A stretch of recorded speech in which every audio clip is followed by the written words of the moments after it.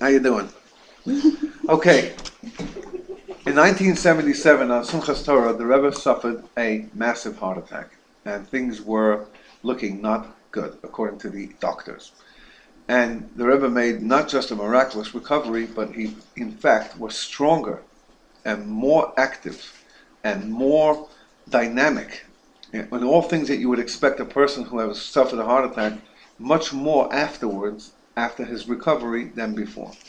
For 14 years, until he suffered a stroke in 1992, Chabad grew exponentially, and his own activities were intensified beyond comparison to how it was before. Just an amazing, miraculous, godly type of recovery. During the first few months after this heart attack,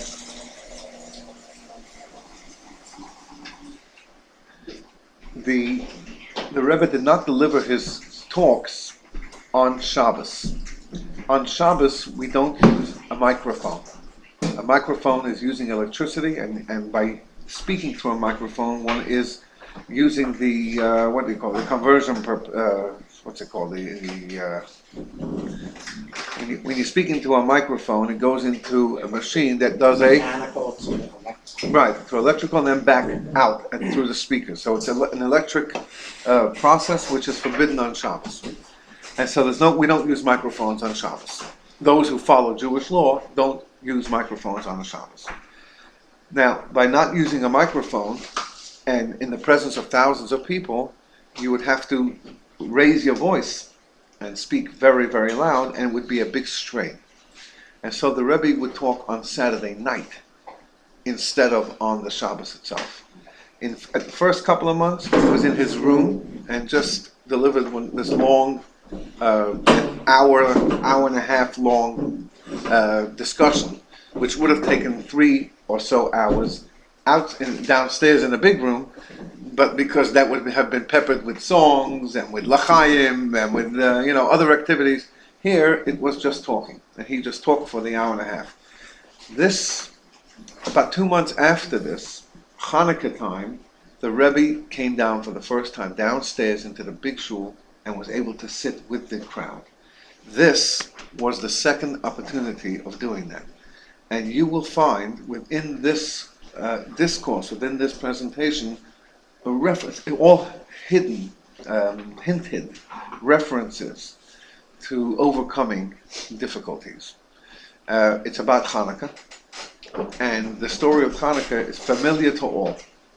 There were the Syrian Greeks who tried, I know it's not, we're right now before Rosh Hashanah, but in another few weeks we'll be thinking about Hanukkah. The Syrian Greeks attempted to defeat the Jewish people, and they did something to the oil. They couldn't find any oil in the temple, and they found the oil, and miraculously it lasted for 8 days, and therefore we celebrate Hanukkah today by lighting the menorah. Yeah, so it's by kindling the menorah. The details of that story, however, are not quite accurate as I just said. For one, what was the problem with the Greeks? What problem did they have with the Jewish people? As far as history is concerned, what was wrong? We know that the Persians, in the time of Purim, they wanted to murder the Jewish people. There was a man called Haman. He hated the Jews, and the story is very familiar. But what happened at Hanukkah time? Was there a war? And if there was a war, why don't we celebrate that? We celebrate the defeat over those who tried to destroy the Jewish people on Purim. We make a very big deal. On Passover, we celebrate the exodus from Egypt and the defeat of the Egyptians. So what exactly is the issue with Hanukkah? What did they have? Well, we don't seem to celebrate this defeat, this war. If there was a war, why are we not celebrating that? Lighting the candles has nothing to do with the war. And so the story of Hanukkah has to be understood in the right context before we begin here. What happened was that this was a culture. This wasn't simply a country or people that hated the Jews. They didn't have a problem with the Jews, really. And they weren't interested in destroying Judaism either. If they were, they would have walked into the temple and taken out all the treasures and precious stones, and they would have done that. Then we would have had a problem, and then we may have had a much bigger celebration of Hanukkah. But that's not what happened. All they did was mess with some oil. And why mess with the oil?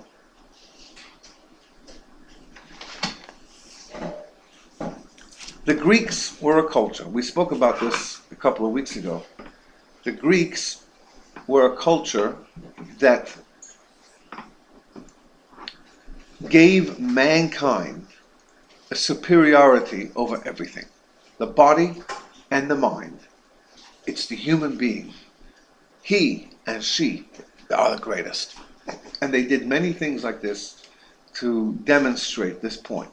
The Olympic Games come from that. The Olympic Games come from their worshipping of man, of the strength of the spirit of man. That's the origin of Olympics. And we talked last time about them. The Olympic torch to this day is kindled on Mount Olympus in Greece through those who worship the sun. It's a sun worshipping ceremony. In other words, an idol worshipping ceremony, certainly for Jewish people. And that's how the torch is kindled every year. And it's all part of glorifying nature and man. Judaism, on the other hand, glorifies man, glorifies nature, but all in the spirit of God. That means that every single thing that happens, as we studied in the previous booklet, every single thing that is in this world is really godly. And it is our mission to elevate everything in this world to be godly. And as those who were in attendance yesterday at services heard during a couple of minutes that I spoke, that, believe it or not, I only spoke for a few minutes. Well, it felt like a few minutes anyway. But anyway, so during the speech, I was talking about yesterday's Torah portion, which contains 74 commandments, more than any other portion, not even close to any other portion. It's packed with commandments.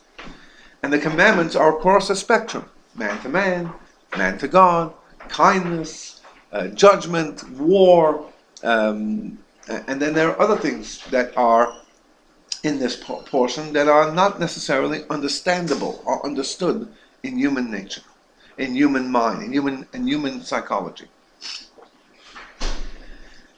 And so you have people who say, "Oh, I do the Ten Commandments." Yeah, people this one, I do the Ten Commandments. Somebody once said to me, I do the Ten Commandments. A Jewish woman who had unfortunately fallen into the baptism, fallen into the Christian world. And she says, we do the Ten Commandments. And I went through the first 5 and I showed her how she doesn't do a single one of them. And I said, I don't want to talk about murder and adultery and the rest of that. We're not going to get into that. Just the first 5. You don't perform a single one of them. It's people who choose because they like what this mitzvah does for them. I like the mitzvah of tzedakah because it helps people. I'm looking for those people, by the way. But putting on tefillin, it's just not for me. Keeping kosher, I can't do that. Why do I have to keep kosher anyway? Look around. Billions of people, Rabbi, they eat clams and they eat pork and they eat stuff that the Torah says not to eat, and they seem to be healthy. They're fine. They're living. They're existing. Give me a rational reason why we should keep kosher. That's a good rational reason. Because God, the truth is because God said so. But it's the same. You see, we take it to both ways. Because God said so, therefore we don't steal.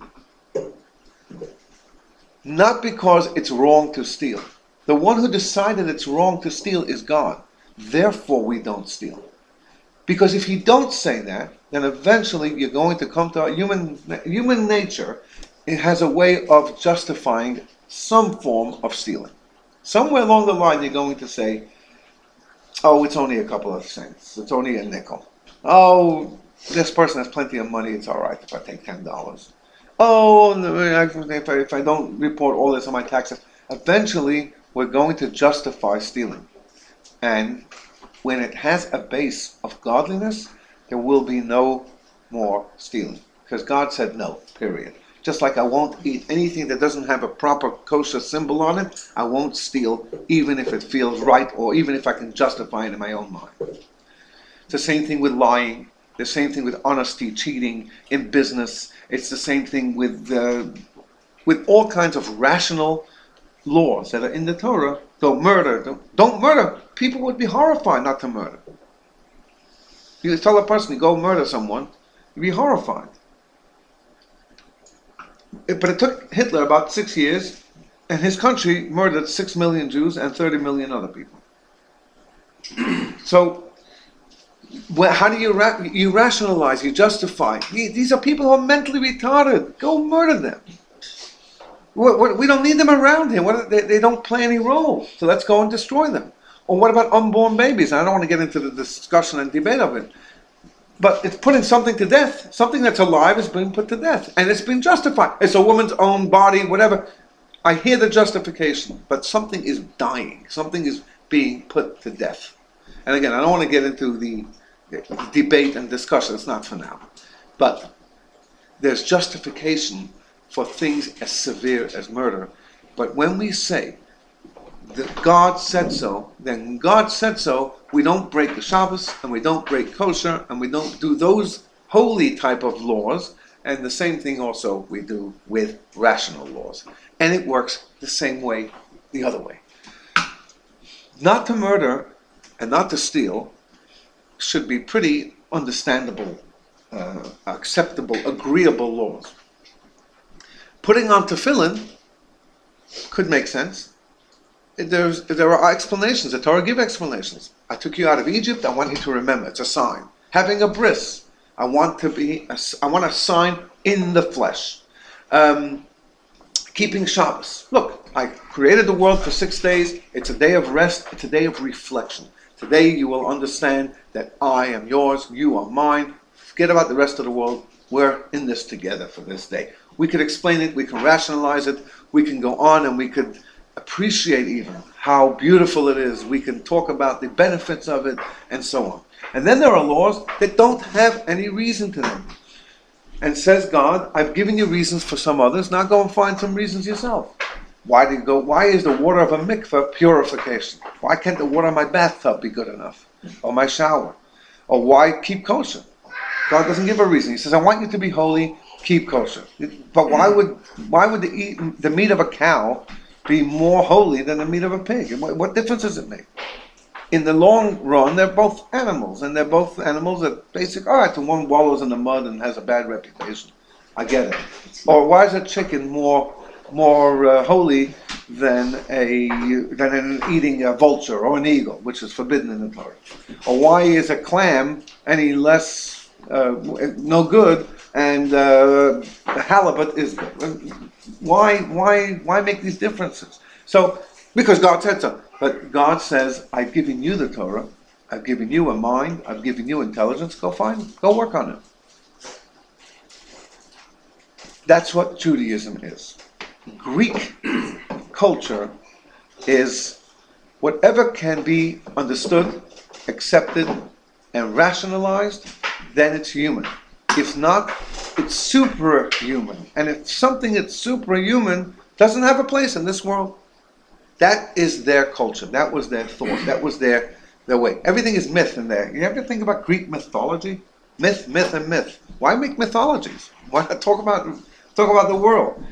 My explanation, I don't know much about Greek mythology, but my explanation is because everything has to be rationalized, and there are things in this world that are not rationalized, so they couched it in myths. Oh, this is our myth, and then they made all kinds of stories. You can go forever with that. Because again, human mind soars and goes away into all kinds of places. That's just my interpretation. That's not based on any class that I ever took about mythology. I'm not good at things that are not practical, and fictional books are someone else's fantasy. Yeah? That's your myth. That's your understanding of things. I beg to differ sometimes. Anyway, so when the Greek culture decided that anything that is supra-rational that doesn't make any human logical sense, or that they didn't understand it because it wasn't handed down to them. The Bible, nice, but there are parts in the Bible that just not for us. We don't want to have anything to do with it. Certain Jews got involved with the Greek. We Jews love to run around to all different kinds of religions and all different kinds of understandings and philosophies, and we sometimes tend to neglect what's going on in our own backyards, where the grass may not be as green, may not appear as green as someone else's grass. And we run around thinking that some Jews brought Greek culture in. Also, the Greek culture became very strong. They came to Israel to learn, to study. They heard about the Judaism, they heard about Bible, they heard about the scholars, and they were very interested, but they were good friends. But then the clash began. Of course, helped, unfortunately, as throughout history, by fellow Jews who decided that Greek was more important than Judaism, and that they were greater scholars than our scholars, and the scholars that we have. It caused a clash of ideas, and then it caused a physical clash because a small band of Jews decided that they needed to save Judaism. What part of Judaism? That Judaism is a godly, is a divine religion. It's a divine connection. It's a time to connect to God. If you will, then Hanukkah, and why the oil and why the 8 days, this is what it's going to be discussing. But Hanukkah is the most spiritual, the most godly of all the holidays in the year, even including Yom Kippur. Because Yom Kippur, we close our doors and we say, today we're one with God. The only doors that are open are the doors of the ark, the doors to heaven. Everything else is out. We lock ourselves all day long in the shul. There's no food, there's no nothing, there's no physical world. We're with God. But Hanukkah, we're with God out there. In fact, it's the only mitzvah that we are asked to make a noise outside. Not a noisy noise, but a light noise. Out to the outside. The focus is on the outside. We put it in the window, we put it on the car, we put it on the golf cart, but it's outside. And that's Hanukkah. Hanukkah is to bring light into the world. The light of what? The light of godliness, supra-rational, divine godliness. And how ironic is it? And it's incredibly interesting that Hanukkah is probably, arguably, one of the most celebrated holidays in the Jewish people, certainly in this country. That's amazing. Because there are a lot of people and movements in this country that are completely try to make Judaism not divine. That's not a godly thing, it's a human thing. And then Hanukkah is celebrated by everyone. So we're going to study this book. It's from the Hasidic Heritage series, as was the previous book. It's called The Victory of Light, and it was delivered by the Rebbe in 1977 on Hanukkah. Here's the book.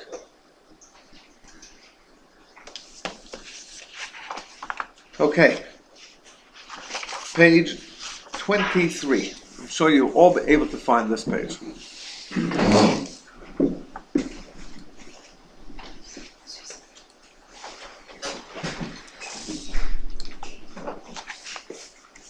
The sages taught. This is a quote from the Talmud. The sages taught. Sages means this was a group of sages, or maybe one person called the sages, because that person had a very high esteem. So whoever it was taught the following. The mitzvah of the Hanukkah lamp, what do we do with that mitzvah? Beit Shammai says, now Beit Shammai means the school or the academy of Shammai. There were two great Talmudic sages. One was named Hillel, and the other one was named Shammai. Hillel and Shammai, those two people, as human beings, were very good friends, were close friends.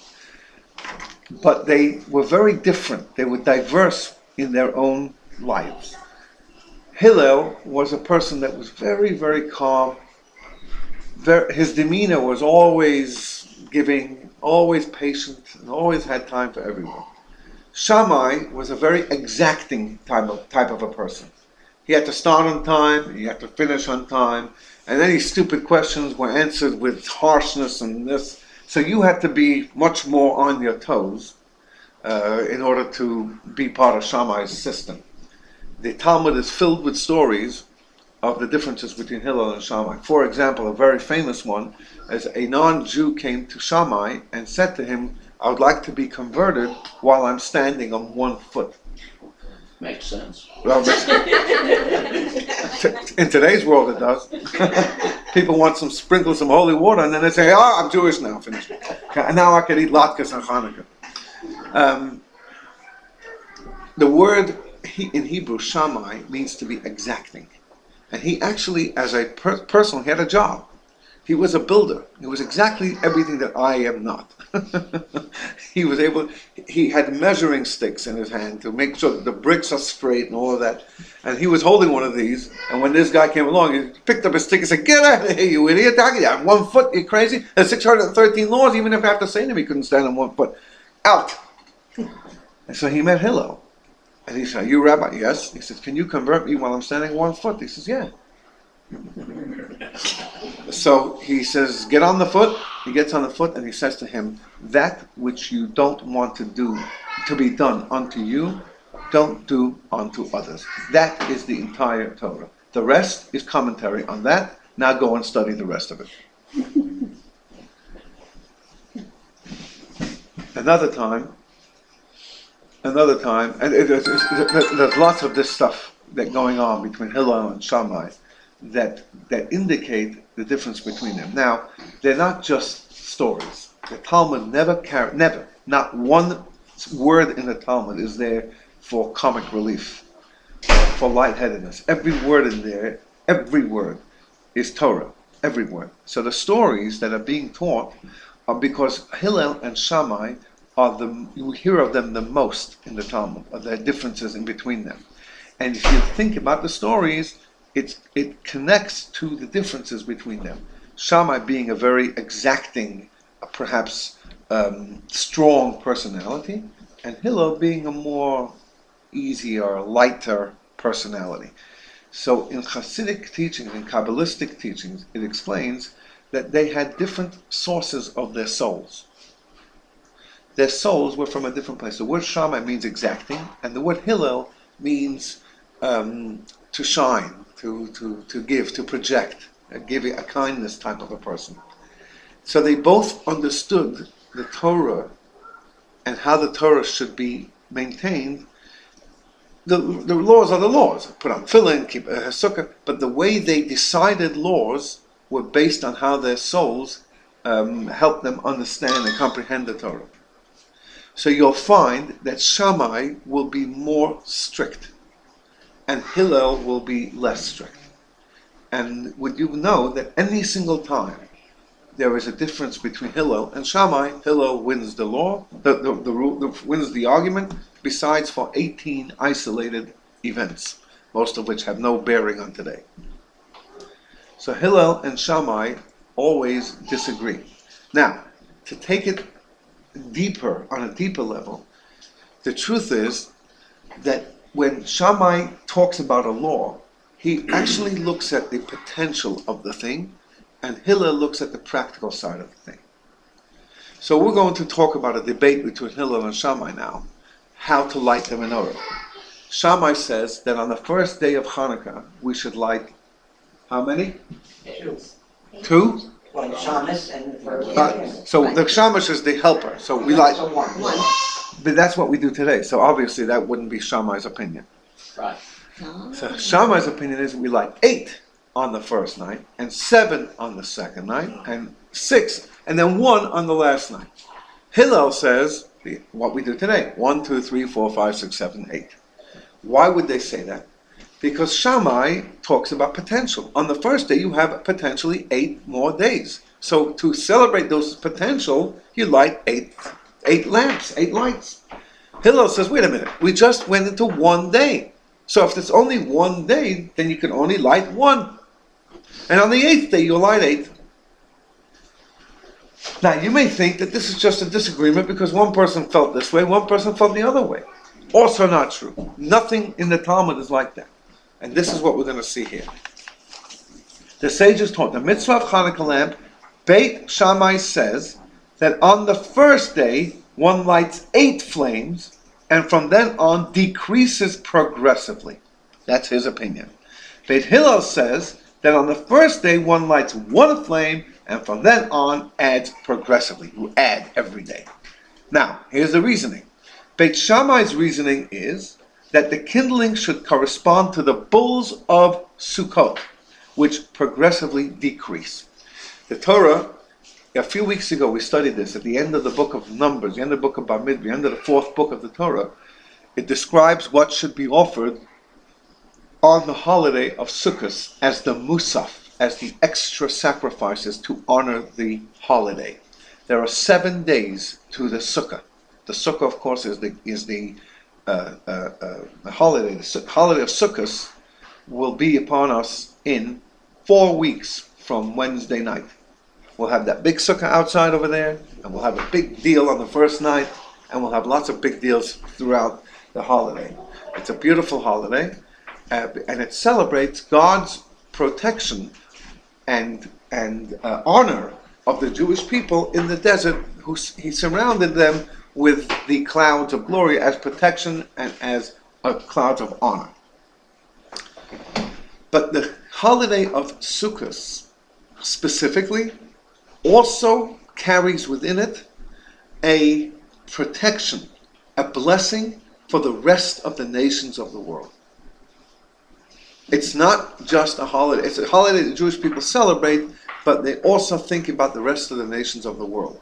And that is done through the bulls that are offered on the Sukkot holiday. On the first day of Sukkot, the Torah says, offer 13 bulls.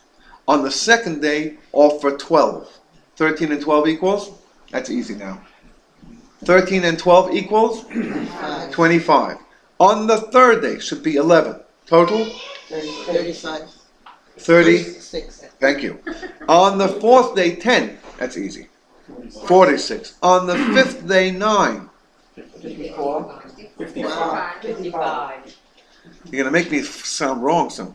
On the sixth day, 8. 63. And on the seventh day, 7. Total? 70. 70 bulls corresponding to the 70 general nations. What we have as countries today, it's just territory, but there are 70 nations that are identified in Jewish understanding. So every single day of Sukkot for 7 straight days, from 13 to 7, we equal number 70 to celebrate not just the Jewish people, but how God is the God of everyone.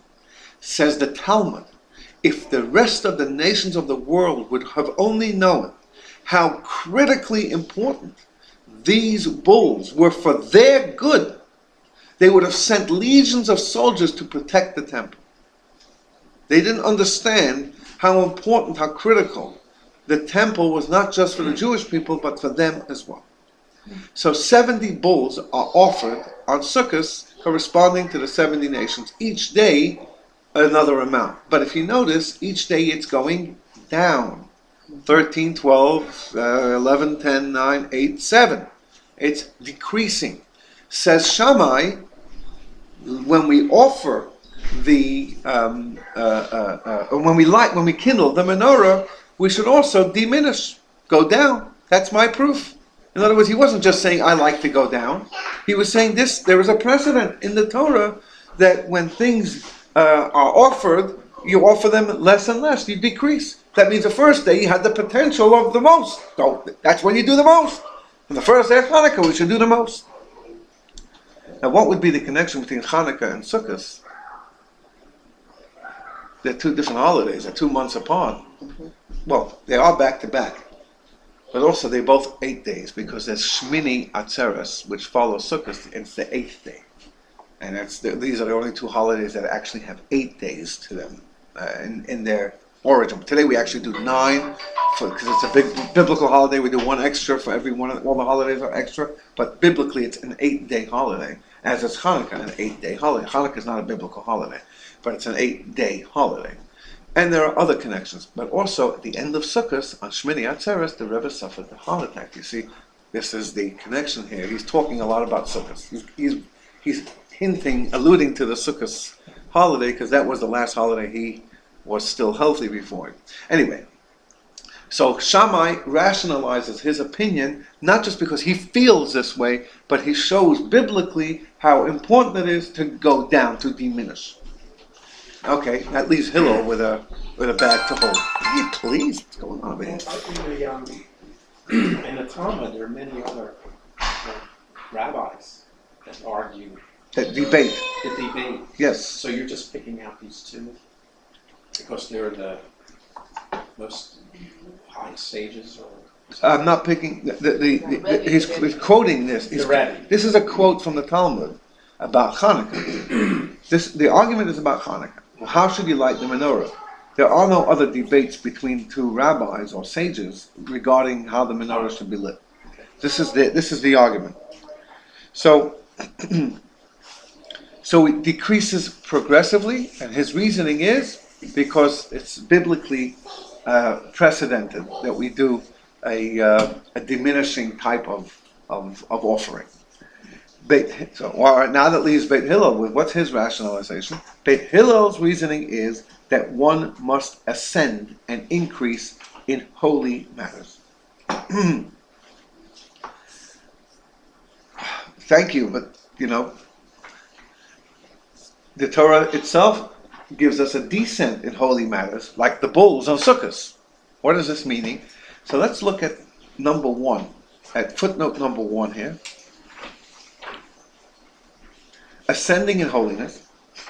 The Talmud. Now, what we are studying here is from the it's from not the actual Talmud. It's a quote in the Talmud, because Hillel and Shammai came way before the Talmud was finished. They were in the times of the Mishnah. Now, the Mishnah is the beginning of the Talmud. The Talmud bases itself on the Mishnahs. The Talmud's context follows the Mishnahs.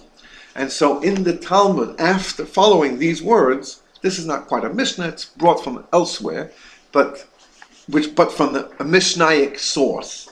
But then the Talmud goes in to discuss all of this.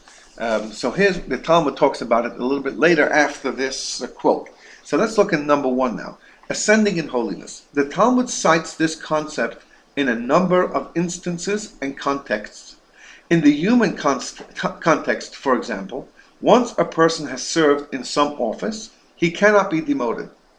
So when you would like me to become the secretary, I'm sorry, not a secretary. If you want me to become the builder of the shul, I'm sorry, I won't be able to go in that direction because I just can't do that. Or if you want me to be demoted as a truck driver, I say, sorry, you're a rabbi, you can't be demoted. You can only go up, you can't go down. That's in law. The Talmud, now, if I can't make a living out of being a rabbi, then I might have to consider being a truck driver. Maybe I'll be better at that. The Talmud relates how Rabban Gamliel had been impeached by the sages from the office of Nasi. He had been impeached. He was the president of the Sanhedrin, which means the Jewish Supreme Court. And Rabbi Elazar ben Azariah, that's another sage, had been installed in his place. When the sages wished to reinstall Rabban Gamliel, they could not remove Rabbi Elazar ben Azariah entirely, since one must ascend in holy matters and not descend. Once Rabbi Elazar had been in the office, he could not be demoted and would serve alongside Rabban Gamliel. Similarly, the Talmud in Yoma tells of one Yosef ben Ilem from Tzipori. Tzipori was a town in northern Israel, who was installed as high priest in place of one who had become disqualified. And there's a lot that can disqualify a high priest. If the original high priest were to once again become fit for the position, Yosef ben Ilem would not be able to serve as a regular priest, since he could not descend in holiness. And so there's a rule in Judaism that you can't descend in holiness, which means that when there is a situation where something indeed does descend in holiness, then you have to explain that, but that cannot be used as a proof to take it to other areas where you can learn from this to descend. There's no such thing as descending unless it's well explained.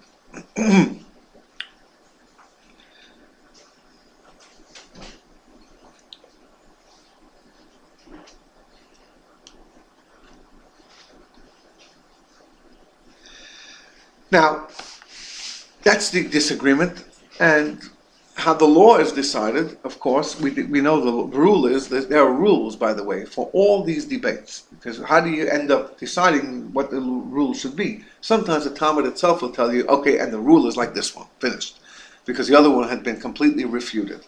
But in other cases, it leaves the arguments open, and you don't know what to do.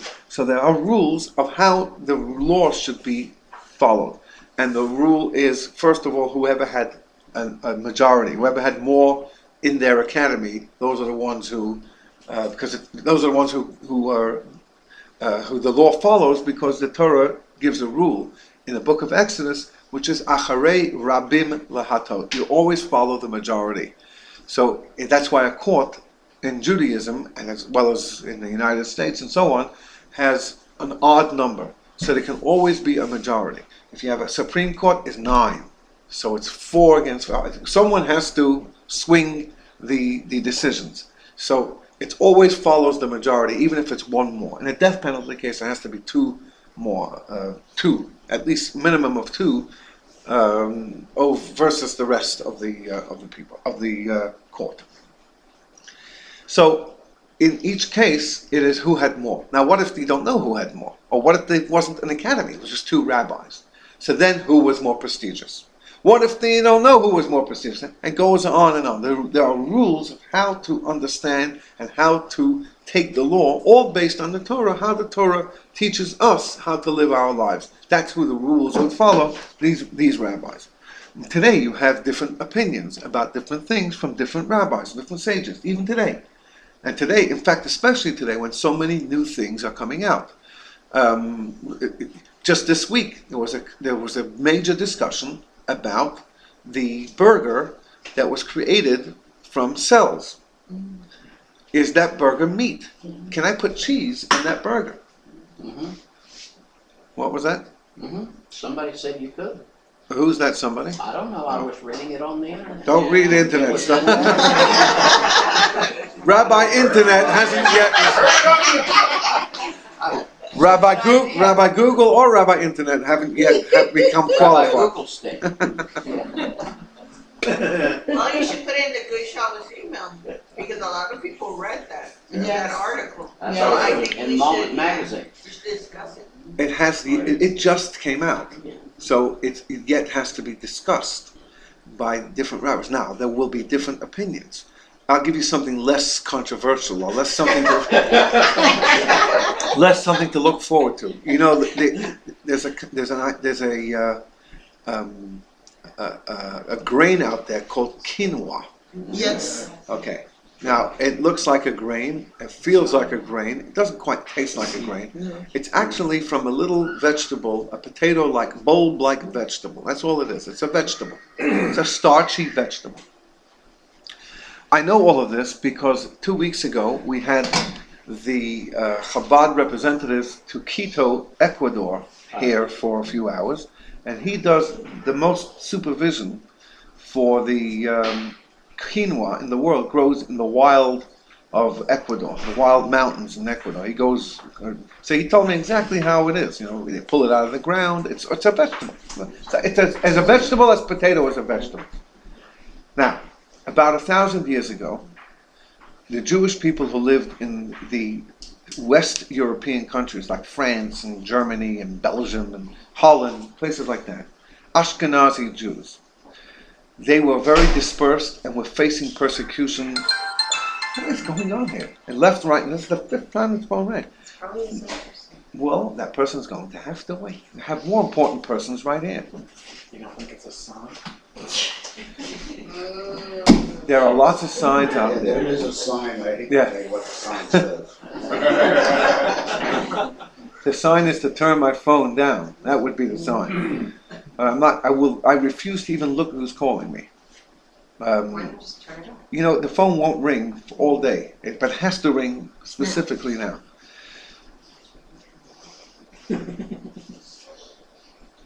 Quinoa. The problem, if I turn my phone off, I will forget it, and then there may indeed be an emergency going on here that needs my attention. That's why you'll forgive me, but I'll turn it immediately off. So, at the wedding, I will have it off. I promise. There cannot be no emergency that day. Anyway, so not that you're less important than the wedding, but anyway. So the quinoa is now 1,000 years ago. The Jews in that region were facing untold persecution from Christianity. It was just impossible. And the Jews were much more dispersed and less coming together.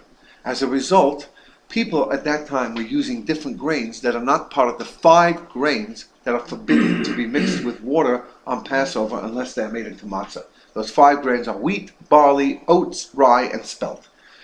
Outside of those grains, anything outside of those grains are not considered chametz if they got in touch with water. Yet, Ashkenazi Jews don't use rice and don't use any kind of legumes, not even peanuts. We don't use corn, we don't use peas, we don't use beans on Passover.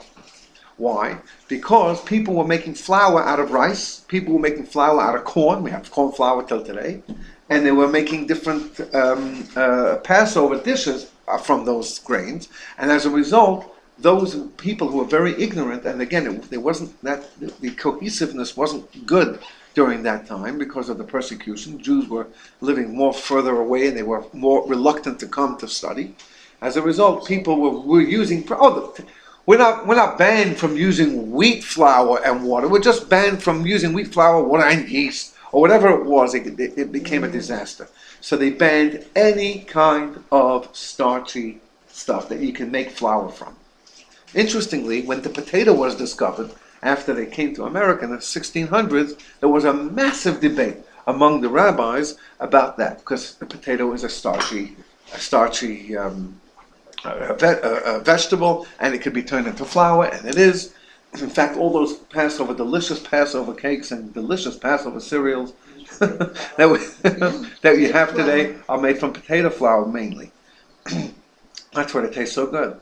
Anyway, but there was a big debate because, for the same reason that would have been a debate before. However, the Ashkenazi Jews at that time had moved on from France and some other loser countries, and they moved to better countries like Poland and more Russia, and so they were more together at those times, and it was less of a problem. Just like the Sephardi Jews never really adopted this ban because they were indeed more cohesive in Spain and in Morocco and North Africa and places like that.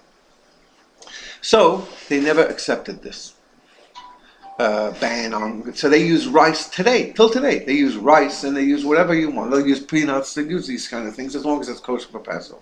Peanut butter.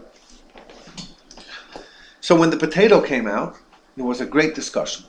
The majority of the rabbis, almost every single one of them, maybe one or two more, said no. Everybody said yes. They said it's enough what they have already banned. What do you have to ban more? Why ban? It's a Yom Tov. Try and enjoy it. So no ban on potatoes. So now we can have potato fries, and we can have potato kugel, lots of potato kugel on Passover, mashed potatoes, and so on. That's how you enjoy Passover. Without potatoes, I don't know where we would be. Yes. So now quinoa was back in Spain or something. Yeah. Oh, eggs. So when quinoa was eggs and schmaltz, and gribenes, when quinoa was discovered, there was another debate among the rabbis of today, and it still hasn't been resolved. To me, it makes no sense. I'm not one of the deciding rabbis in the world, by the way. I'm not. My middle name is Googlestein. I'm not there yet. But I can tell you from first hand. Well, I didn't see it first hand, but from this guy, that it's not less than a potato. It's quinoa. And the reason why, it could be that the reason why, it's a cynical reason, is because there's certain kashrut-giving companies that don't have access to quinoa. Oh, so since they can't supervise it, it's no good. Just buy our product, Right. It might be a money-making thing. So I don't know.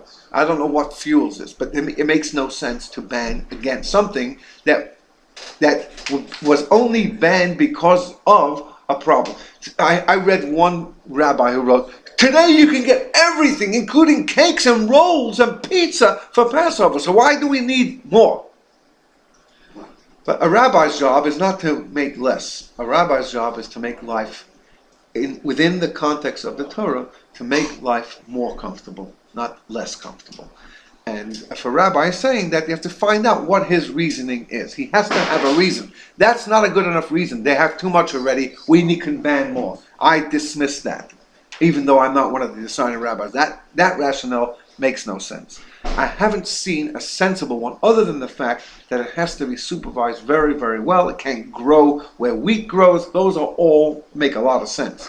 But this guy says, this rabbi says, it doesn't grow where wheat grows, and it doesn't grow where other grains grow, and if we supervise it well, it should be able to be used for Passover, and that would be a grain, even though it's not really a grain, but it would be a grain that could be used for Passover. Now, you see how the debate goes.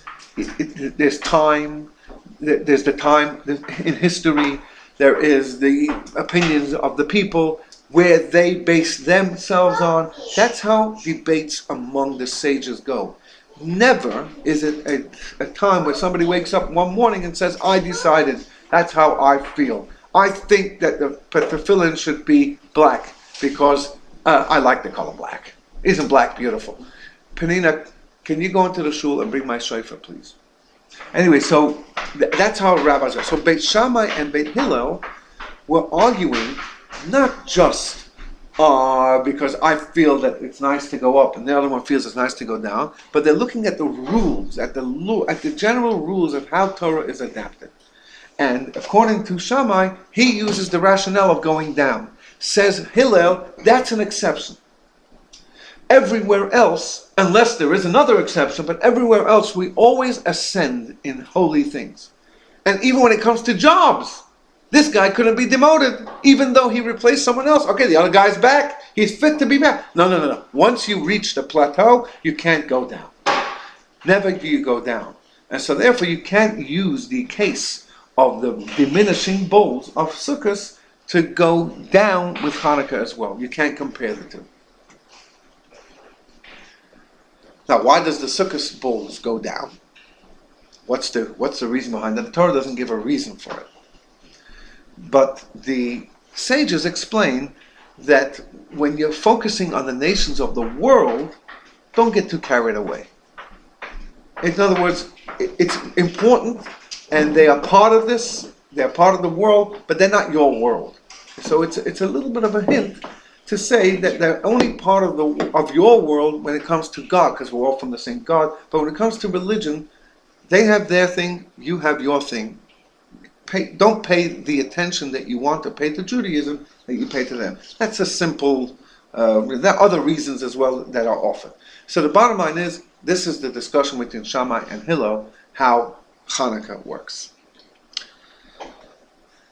Now, the question is, what would be the connection between Hanukkah and Sukkot in a spiritual way? And we will discuss this from Skype next week.